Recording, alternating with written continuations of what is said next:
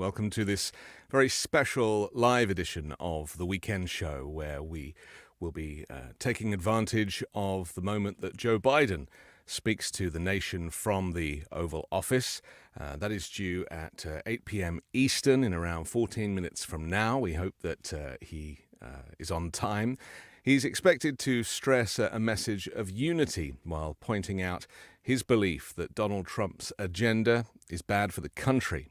This is what's been reported by Reuters, citing a briefing from a Biden campaign official, so we never know exactly what he's going to say. But they are also reporting that Biden's re-election campaign has quickly upended its strategy, is calling off verbal attacks on the former president to focus instead on a message of unity. And that is very much the message that Joe Biden has referenced every time that he has taken to the podium in the last couple of days. So, that is something that is obviously essential for a nation that right now is reaching out and kind of calling for some kind of connection, because I think that it's at moments like this that we really do get a sense that the country needs leadership and needs direction. And so that is what we hope to hear from Joe Biden tonight as we bring you this special coverage here on Midas Touch. So normally in the weekend show, we interview some of the great thinkers from this country and around the world. And next week we'll be back to that format. And please do go back through the weekend show archive and take a look at some of the material that we have presented over the last couple of years, where we have these essential conversations. Today, the essential conversation that's being had across America is the focus on this suspect named as Thomas Matthew Crooks, who was also killed by the police in this shooting at the Pennsylvania rally. We've heard Donald Trump has had a conversation with Joe Biden, apparently a very good conversation, and nearly 24 hours after what FBI officials called an assassination attempt at the campaign rally in Pennsylvania, law enforcement officials said they have not yet identified a motive for the attack. They named the suspect Thomas Matthew Crooks, a 20-year-old white Republican, registered Republican, voted last in the midterms in 2022, and they said that he is believed to have acted alone. They said, at present, we've not identified an ideology associated with the subject, but we want to remind everybody that we're still very early in this investigation. This is from FBI Special Agent in charge Kevin Rojek. The FBI did not currently have an identified motive, although our investigators are working tirelessly to attempt to identify what that motive was. Well, the FBI is combing through the suspect's social media feeds, but so far has not found any threatening writing or social media posts. At least one official, or one social media platform popular with gamers known as Discord, said the suspect had an account but was not particularly active, and so I think that might be a bit of a red herring. The suspect's employer, the Bethel Park Skilled Nursing and Rehabilitation Center, said in a statement that he performed his job without concern and his background check was clean. And that is why it's so interesting, isn't it? Because often with these lone wolf gunmen, their ideology is quite private. And sometimes they write down a manifesto and they leave it to be found. We haven't got to that stage yet here, but sometimes it is quite surprising, the thinking and the ideology of these individuals. And this is why I think it's important we recognize that, it is weird that a registered Republican would want to take a shot at the Republican leader, the presidential candidate for the Republican Party, Donald Trump. And that really is the burning question on everybody's mind. And that is why there is so much misinformation and opinion floating around the ether regarding this particular incident. So the FBI have said they're investigating it as a potential act of domestic terrorism, defined as an action inside the U.S. that is intended to intimidate or coerce civilians or influence government policy. The absence of a clear ideological motive added to the deepening questions about the shooting, they've said, denying the public any swift or tidy conclusions about the shocking attack. Well, I want to talk about this T-shirt that this man was wearing. It was identified through its design as merchandise from a YouTube channel known as Demolition Ranch. Now, this is a channel with 11.6 million subscribers. It's all about guns. It's all about weapons of war. And this clearly must be a channel that this guy has watched if he's wearing the T-shirt. And as we know, guns and AR-15 style assault weapons are very much part of the MAGA Republican movement. We've seen Congress people wearing pins on their lapels and on their ties. But it's also a weapon that the Democrats are very keen to ban. There is no reason why anybody would need one of these weapons. And here we have this young man able to access one, the rumors that it may have been his father's weapon, and he then climbed this roof and took a shot at Donald Trump. I just want to take a look at one of the videos from this channel, Demolition Ranch, so you can see the kind of attitude that people seem to have towards these weapons of war that for those of us who are not involved with firearms, we might find quite shocking. But just so you can see how this young man may have been swayed by the attitude and the rhetoric towards these firearms. Let's take a look. Yep. I told Nick that I like AR-15s more. Nick told me that he liked AK-47s more. And I was like, we gotta settle this right here, right now. Well, 4 days later. 4 days later. So today we're bringing you something the internet has never seen. Okay, the internet's seen these videos before. AK-47 versus AR-15. But the difference with this video is we're going to finally put it to rest and figure out which one is the better gun. Here's the table, guys. It's beautiful, right? We're going to start with the AR-15 side. And so this is sort of it's just an example of what you can do with an AR-15. It's a little out there. This is a setup for competition.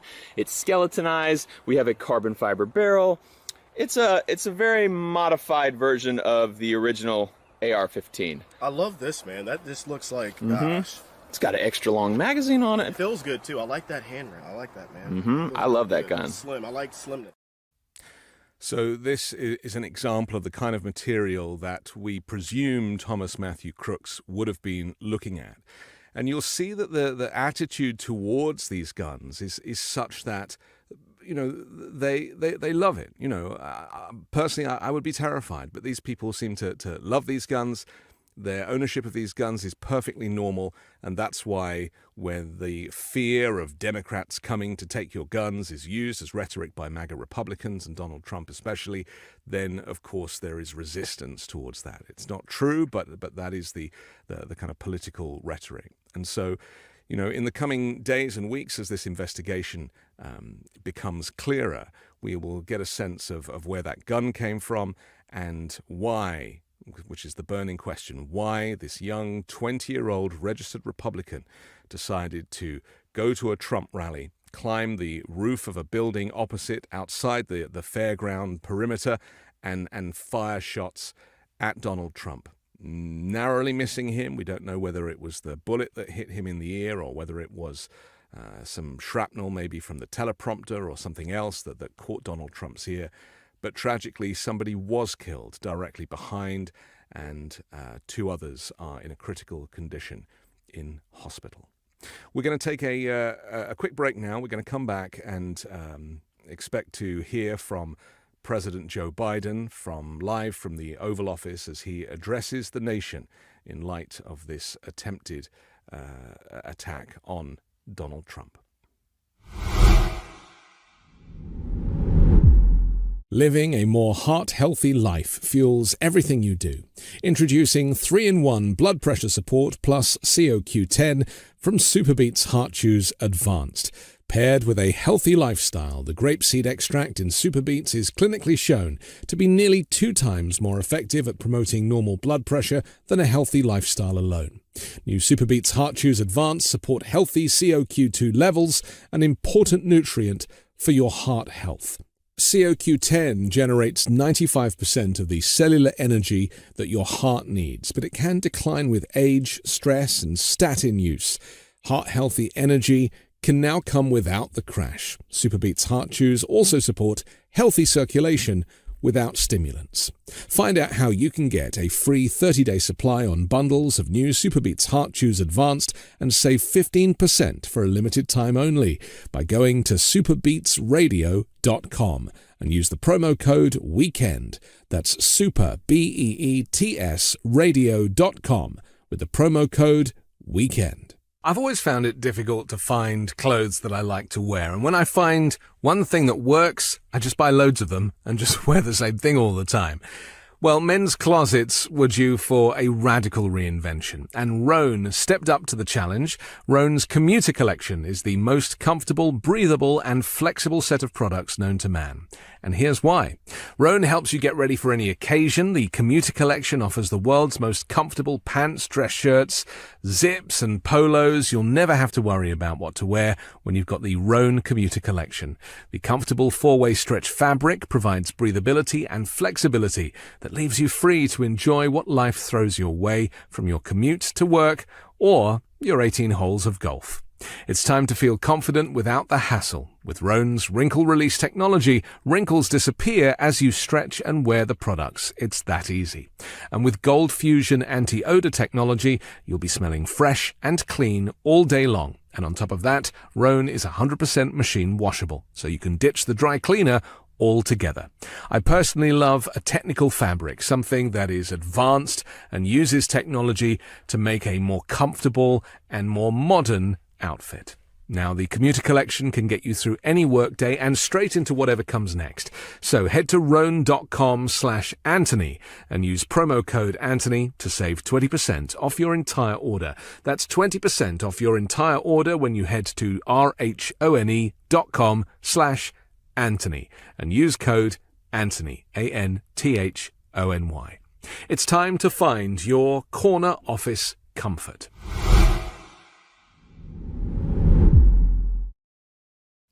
We're back on this special edition of the Weekend Show as we await President Joe Biden, who will be addressing the nation in light of the assassination attempt of the disgraced former president, Donald Trump. I would just point out at this juncture that the reaction to this attempted assassination has been quite varied. From Democrats, obviously, they have been condemning any kind of political violence as is appropriate, and we've heard that from leaders right around the world, sending their best wishes to Donald Trump, their thoughts to those who were injured and indeed killed in this attack. But also a very tempered and civil reaction, because ultimately that is what is required at this moment. Republicans, on the other hand, were very quick to blame Joe Biden, to blame Democrats, and to claim that this was some kind of conspiracy that was set up and that Joe Biden is to blame, which is, of course, completely ridiculous. But I thought I'd just point out some of the things that Republicans had been saying and posting, and just the way that they've been handling the response to this.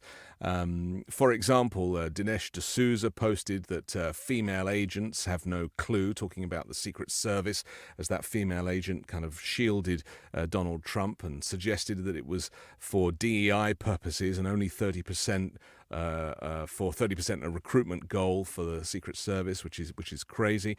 Elon Musk posted his support for Donald Trump. He's been pretty quiet about it for many months. He's, teasing it, and then, of course, he comes out for Donald Trump when the guy gets shot. And he actually supported a post suggesting the gunman is Antifa, which should be labeled a terrorist organization. Well, as you know, Antifa stands for anti-fascist, and hopefully we are all anti-fascist. Antifa is not an organization. It has no HQ or membership. It is a phrase that has been created by the right to demonize people who are pro-democracy. And that is the tragedy of modern America, the division and the polarization that has created so much hatred and hate speech, even in the aftermath of an attempted assassination on the Republican candidate for president. Let's not forget that when it comes to inciting violence, Donald Trump has been very much at the helm of a lot of this language, aside from January 6, where he encouraged a mob to come to the Capitol and to, if you don't fight like hell, you're not going to have a country anymore, and, you know, taking it back and using all of this language. Let's not forget Charlottesville, where he referred to fine people on both sides. The reason that Joe Biden came out of retirement and decided to run for president when he heard Donald Trump again supporting neo-Nazis and having this view that no president of the United States should hold. And then we've also kind of heard, you know, weird things from governors and from Congress people saying things like, you know, Joe Biden ordered this, from senior Republicans. People like J.D. Vance, for example, who even is a potential I want to speak VP. to you tonight about the need Let's for us now to go to lower the the Oval temperature in our Office. politics. And to remember, while we may disagree, we are not enemies. We're neighbors. We're friends, co-workers, citizens, and most importantly, we're fellow Americans. We must stand together. Yesterday's shooting at Donald Trump's rally in Pennsylvania calls on all of us to take a step back. Take stock of where we are, how we go forward from here. Thankfully, former Trump is not seriously injured. I spoke with him last night. I'm grateful. He's doing well, and Jill and I keep him and his family in our prayers. We also extend our deepest condolences to the family of the victims who was killed. Corey was a husband, a father, a volunteer firefighter, a hero, sheltering his family from those bullets. We should all hold his family and all those injured in our prayers. Earlier today, I spoke about an ongoing investigation. We do not know the motive of the shooter yet. We don't know his opinions or affiliations. We don't know whether he had help or support, or if he communicated with anyone else. Law enforcement professionals, as I speak, are investigating those questions. Tonight, I want to speak to what we do know. A former president was shot, an American citizen killed, while simply exercising his freedom to support the candidate of his choosing. We cannot, we must not go down this road in America. We've traveled before throughout our history. Violence has never been the answer. Whether it's with members of Congress of both parties being targeted and shot, or a violent mob attacking the Capitol on January 6th, or a brutal attack on the spouse of former Speaker of the House, Nancy Pelosi, or information and intimidation on election officials, or the kidnapping plot against the sitting governor, or an attempted assassination on Donald Trump. There is no place in America for this kind of violence, or for any violence ever. Period. No exceptions. We can't allow this violence to be normalized. You know, the political record in this country has gotten very heated. It's time to cool it down. We all have a responsibility to do that. Yes, we have deeply felt strong disagreements. The stakes in this election are enormously high. I've said it many times that the choice in this election we make in this election is going to shape the future of America and the world for decades to come. I believe that with all my soul. I know that millions of my fellow Americans believe it as well. And some have a different view as to the direction our country should take. Disagreement is inevitable in American democracy. It's part of human nature. But politics must never be a literal battlefield, and God forbid, a killing field. I believe politics ought to be an arena for peaceful debate, to pursue justice, to make decisions guided by the Declaration of Independence and our Constitution. We stand for an America, not of extremism and fury, but of decency and grace. All of us now face the time of testing as the election approaches. And the higher the stakes, the more fervent the passions become. This places an added burden on each of us to ensure that no matter how strong our convictions, we must never descend into violence. The Republican convention will start tomorrow. I have no doubt they'll criticize my record and offer their own vision for this country. I'll be traveling this week making the case for our record and the vision, my vision of the country, our vision. I'll continue to speak out strongly for our democracy, stand up for our Constitution and the rule of law, to call for action at the ballot box, no violence on our streets. That's how democracy should work. We debate and disagree. We compare and contrast the character of the candidates, the records, the issues, the agenda, the vision for America. But in America, we resolve our differences at the battle box. That's how we do it, at the battle box, not with bullets. The power to change America should always rest in the hands of the people, not in the hands of a would-be assassin. The path forward through competing visions of the campaign should always be resolved peacefully, not through acts of violence. We're blessed to live in the greatest country on earth, and I believe that with every soul, every power of my being. So tonight, I'm asking every American to recommit, to think about it. What's made America so special? Here in America, everyone must be treated with dignity and respect, and hate must have no safe harbor. Here in America, we need to get out of our silos, where we only listen to those with whom we agree, where misinformation is rampant, where foreign actors fan the flames of our division to shape the outcomes consistent with their interests, not ours. Let's remember, here in America, while unity is the most elusive of all goals right now, nothing is more important for us now than standing together. We can do this. From the beginning, our founders understood the power of passion. So they created democracy that gave reason and balance a chance to prevail over brute force. That's the American we must be. An American democracy where arguments are made in good faith. An American democracy where the rule of law is respected. An American democracy where decency, dignity, fair play aren't just quaint notions, but living, breathing realities. We owe that to those who come before us, to those who gave their lives for this country. We owe that to ourselves. We owe it to our children and our grandchildren. Look, let's never lose sight of who we are. Let's remember we are the United States of America.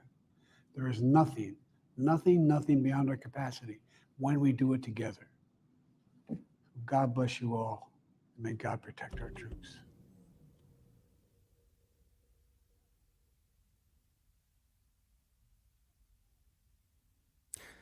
President Joe Biden from the Oval Office, lending his leadership and his thoughts to this very serious moment in American political history. Of course, a president or former president has not been shot at since Ronald Reagan in 1981.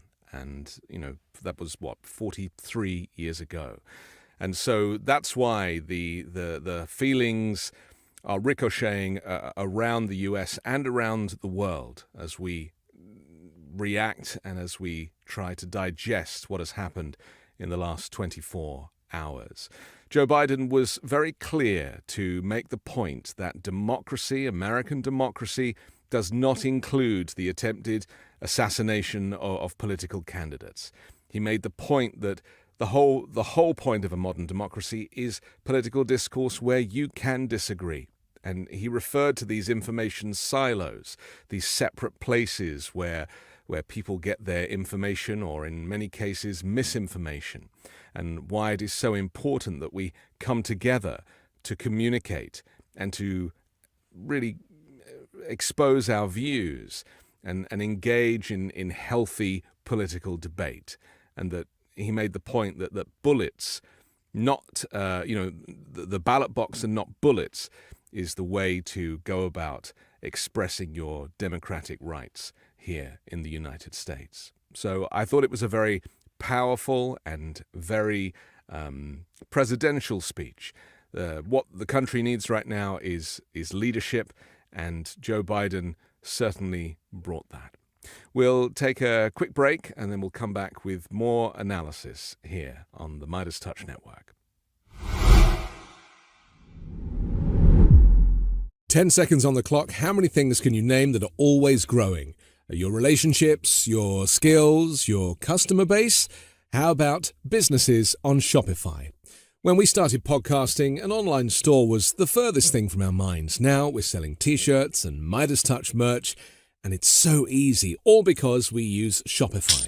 Shopify is the global commerce platform that helps you sell at every stage of your business, from the launch of your online shop stage to the first real-life store stage, all the way to the "did we just hit 1 million orders" stage. Shopify's there to help you grow. Whether you're delivering daily digests or serving sensational scoops, Shopify will help you sell everywhere. From their all-in-one e-commerce platform to their in-person point-of-sale system, wherever and whatever you're selling, Shopify's got you covered. Shopify helps you turn browsers into buyers with the internet's best converting checkout, up to 36% better compared to other leading commerce platforms. And sell more with less effort thanks to Shopify Magic, your AI-powered all-star. Shopify powers 10% of all e-commerce in the US. And Shopify is the global force behind Allbirds and Rothney's and Brooklinen and millions of other entrepreneurs of every size across 175 countries. Plus, Shopify's extensive help resources are there to support your success at every step of the way, because businesses that grow, grow with Shopify. Sign up for a $1 per month trial period at shopify.com/weekend. Go to shopify.com/weekend now to grow your business no matter what stage you're in. That's shopify.com/weekend. I'm excited to tell you about Moink. That's Moo plus Oink. Moink is a meat subscription box company on a mission to fight for the family farm. They're located in rural America, run by an 8th-generation female farmer. Their animals are raised humanely, their employees are paid a living wage, and the quality of their product is better than anything you'll find in a store.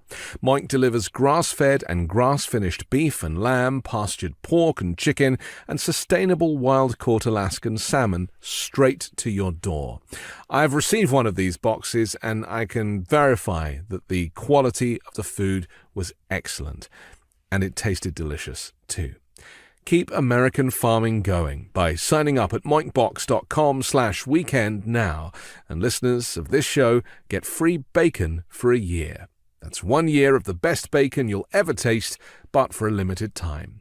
Spelled MOINK box.com/weekend. That's moinkbox.com/weekend.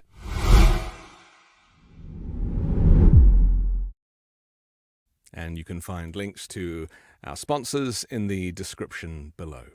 I'm Anthony Davis. This is a special live edition of The Weekend Show as we respond to the President Joe Biden's address to the nation from the Oval Office, which he spoke in a very measured and respectful way. He said he was sincerely grateful that Donald Trump was doing well after the assassination attempt. He said, I'm grateful he's doing well and recovering. He had a short phone call with Donald Trump. He also expressed sadness over the killing of a 50-year-old father who died at the rally while protecting his family from bullets. And that man was confirmed as Corey Comprator, a former fire chief of the Buffalo Township Volunteer Fire Company in Pennsylvania.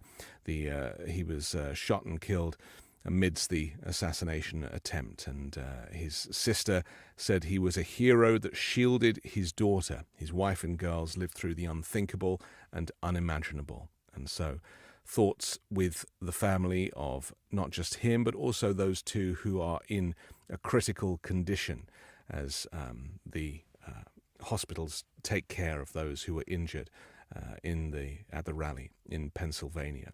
We are uncertain as to, waiting for the report as to find out whether Donald Trump was hit directly with a bullet as he claimed, or whether it was a ricochet of shrapnel or something that caught his ear. There was certainly a photograph that we saw of a bullet flying towards his head.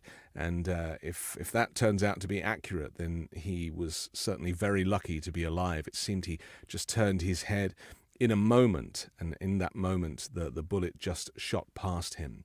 And so this undoubtedly is very serious because it was so very close. And no matter what your political persuasion, You will not wish any harm on the former president. As we know, the whole point of a modern democracy is that people are allowed to express their political views, and ultimately the electorate decides on polling day at the polling place. And that is something that Americans will be doing in November. And so the stakes are that much higher. Of course, there was pressure just a few days ago on Joe Biden, pressure for him to consider his position after his difficult debate. And that has kind of subsided because Democrats came together. Joe Biden put on some very excellent performances in the preceding days. And even tonight, hearing that speech from the Oval Office just goes to prove that he is a very capable president and is doing the job now. And I suppose that really is the crux of this argument, isn't it? That people are concerned, is Joe Biden up to it? And all I would say is, well, Joe Biden is doing it. He has been the president for the last 3.5 years. The country is in a better position than it's been in a long time. And we're seeing growth, we're seeing inflation come down, and we're also, seeing a record stock market at the moment too. So undoubtedly, Joe Biden's tenure as president has been a successful one. But of course, with misinformation and detractors and the kind of angry, kind of volatile hate speech from the right and the far right, there is always an air of concern. And I think that it's important that certainly after this attempted assassination on Donald Trump, that people reconvene, come together and recognize that in Joe Biden we have a strong leader who has dealt with this incident like the greatest of presidents. I also wanted to mention, we were talking a little earlier just before Joe Biden's address about some of the negative propaganda that has been put out by MAGA Republicans and people who are, supporters of Donald Trump, and some of the hatred and the negativity surrounding this event. Of course, it's very hard for people to understand why a young white man, a registered Republican with access to an assault weapon like this would choose to point it at Donald Trump. And yet he did. And that is what is so complex about this entire conversation and this period in American political history, because it seems confusing. It seems like, he's shooting at the wrong guy. Now, without speculating, we don't have a report yet on who this man or what this man stood for. But I think it's important to recognize that multiple things can be true at the same time. And that, Donald Trump himself is a very divisive character. His views of Democrats, the language he uses about Democrats, not just the hate speech towards minority groups, but also the hate speech towards his other political candidates, referring to Joe Biden as decrepit and as aged, despite just being 3 years younger himself. And the problem with this type of hate speech and this negative rhetoric is it eventually has an effect. It has an effect on people, on individuals, whether it be on lone wolf gunmen, or creating a kind of negative mood. And Donald Trump's attitude from the very beginning is that America is broken and the country is terrible and that, he alone can fix it. And I always find it, interesting when people at his rallies are interviewed and they're asked, when was America last great, if you want to make it great again? And they talk about a time decades ago when, women didn't even have access to the vote, let alone to abortion. They always ignore the 4 years that Donald Trump was president. Was America not great when he was president? And that really is the point that we should make, that Donald Trump has proven, and let's not forget what life was like during his presidency, with a wall of steel built around the White House and with the National Guard on the street and with protests and women's marches and Black Lives Matter protests, people angry at the policies and the hate speech from Donald Trump. And I often talk about Portland, where there was that peaceful Black Lives Matter protest where Donald Trump sent in an army of I don't even know who, of military personnel. We don't know where they came from or what they represented.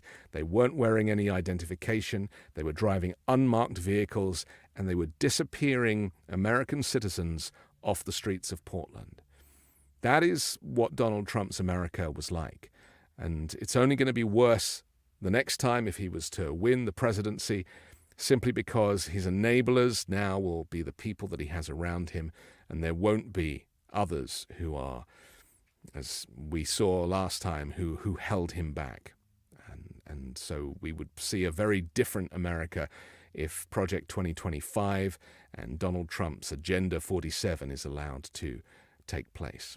So, just finally, I would say that, from President Joe Biden tonight, we've heard some leadership, we've been given direction, and that is not to continue this kind of negative back and forth. He's asking people to bring down the temperature and to remember that U.S. democracy is paramount, and the only way to have a country that is successful both politically and socially is for us all to get on with each other. I'm Anthony Davis. Thanks for joining this special episode of The Weekend Show. I'll be back next Sunday with a very special guest. Hopefully you'll join me then. Have a good night.